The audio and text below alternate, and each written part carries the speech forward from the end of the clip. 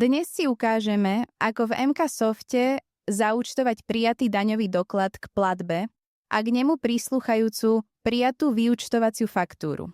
Predpokladáme, že už máte vytvorené digitálne predkontácie v účtovnom programe MK Soft.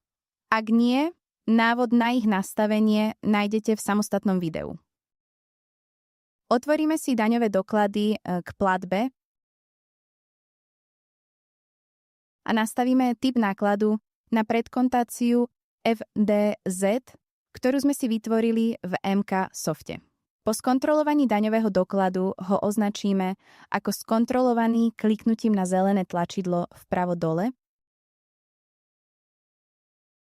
Následne si otvoríme prijatú vyúčtovaciu faktúru k tomuto daňovému dokladu.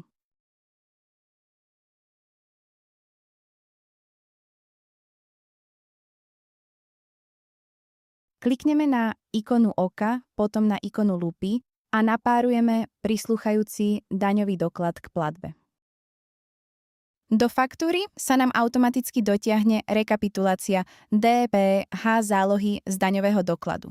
Opäť doklad skontrolujeme a kliknutím na zelené tlačidlo vpravo dole ho označíme ako skontrolovaný.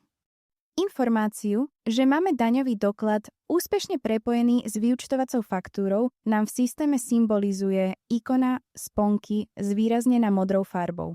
Teraz sa prepneme do účtovného programu MK Soft, kde si otvoríme agendu Saldo konto.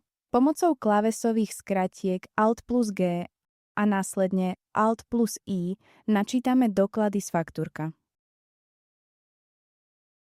Doklady už len jednoducho zaúčtujeme s tlačením klávesu F2. Po zaúčtovaní nám MK Soft automaticky vyfiltruje naimportované doklady, ktoré si môžeme rýchlo skontrolovať. Originálne faktúry si pritom dokážete otvoriť priamo v MK Softe.